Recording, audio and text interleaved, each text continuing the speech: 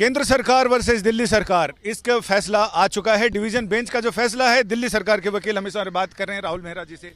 क्या कहेंगे इस पूरे फैसले को, किस तरह से लेंगे? देखिए, हम तो कोर्ट में पिछले 4 साल से इसी लड़ाई को लड़ रहे हैं। पहले हाई कोर्ट में, फिर सुप्रीम कोर्ट में आए। सुप्रीम कोर्ट में ये कॉन्स्टिट्यूशनल बेंच को रेफ़र किया गया, फिर कॉन्स्टिट्यूशनल बेंच ने प्रिंसिपल्स ले डाउन किए और उन प्रिंसिपल्स के ऊपर डिवीजन बेंच को आज निर्णय लेना था।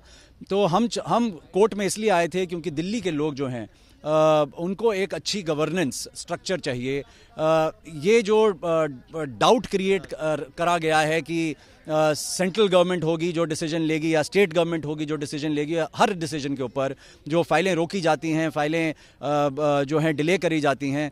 हम चाहते थे कि एक सटीक निर्णय अंत में आए, लेकिन आज का निर्णय भी ऐसा लग रहा है कि अभी लड़ाई जो है वो जारी रहेगी। निर्णय जो है वो बिल्कुल स्पष्ट और सटीक नहीं है। धुंध कितनी छठी? धुंध अभी दिल्ली के वातावरण के हिसाब से चल रही है, कभी आती है कभी जाती है। तो उम्मीद रखता हूं कि जैसे जो धुंध है वो पूरी की पूरी हटेगी। कॉन्स्टिट्यूशनल बेंच ने तो पूरी हटा ही दी थी। देखने का जो है वो ये है कि जो डिवीजन बेंच जो है ये कह रहा है शुरू के 75-100 पेजों में अपनी जजमेंट के कि कॉन्स्टिट्यूशनल बेंच के जो प्रिंसिपल्स हैं उनको वो मान रहा है, लेकिन फिर कॉन्स्टिट्यूशनल बेंच ने जो डिसाइड किया है, जिसमें माननीय दोनों जज भी थे, जो 5 जज बेंच के सदस्य थे, वो उस पर कैसे डिफरेंस क्रिएट हो रहा है और कैसे वो अलग चल रहे हैं उस ओपिनियन से, वो देखने वाला है। सर्विसेज के अलावा बाकी मामलों में तो क्लैरिटी हो गई है कि कौन कौन दिल्ली सरकार के पास रहेंगे, कौन कौन से अधिकार केंद्र सरकार के पास। हाँ, पर अहम तौर पे तो ये लड़ाई जो है वो सर्विसेज की लड़ाई ही है। क्योंकि कहाँ अगर आप एक कंपनी में सीईओ हैं, लेकिन जो आपके नीचे जो सारे लोग काम करते हैं वो एक और दूसरी कंपनी के सीईओ के निर्णयों के हिसाब से चलते हैं, और आपके नीचे जो काम कर रहे हैं उनको शाबाशी दी जाती है दूसरे सीईओ से अगर वो आपके खिलाफ चले, तो ऐसे में कंपनी कैसे चलेगी? ऐसे में जो राष्ट्र कैसे चलेगा? ऐसे में जो स्टेट कैसे चलेगी? देखने की बात ये है। और जो आम जनता है, ये निर्णय जो है ये आम जनता के लिए था। ये कोई सेंट्रल गवर्नमेंट या स्टेट गवर्नमेंट का इसमें कोई लेना देना नहीं।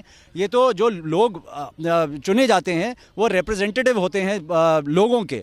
तो ये तो लोगों के लिए, हम एक डेमोक्रेसी में रहते हैं। 2 मामलों में झटका लग रहा है कि जो केंद्र सरकार को अधिकार दिए हैं क्लियर कर दिया है। देखिए, अभी तक तो एक ही मामला है जो स्पष्ट तौर से डिसाइड किया गया है एसीबी का।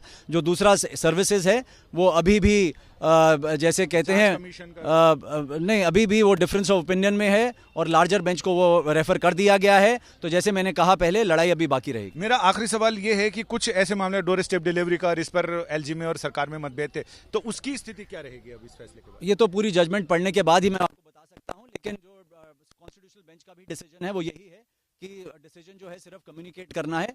एलजी साहब डिफरेंस ऑफ ओपिनियन रख सकते हैं, इसका मतलब ये नहीं है कि वो हर केस में डिफरेंस ऑफ ओपिनियन रखेंगे। ये भी कहा है कि जो बहुत ही अहम तौर के डिसीजन हैं जो गवर्नेंस स्ट्रक्चर को हिला कर रख सकते हैं, उन्हीं पे डिफरेंस ऑफ ओपिनियन होना चाहिए, बाकियों पे नहीं। यानी सुप्रीम कोर्ट का फैसला तो आ गया, लेकिन इसके बावजूद अभी तक धुंध पूरी तरह से छंटी नहीं है।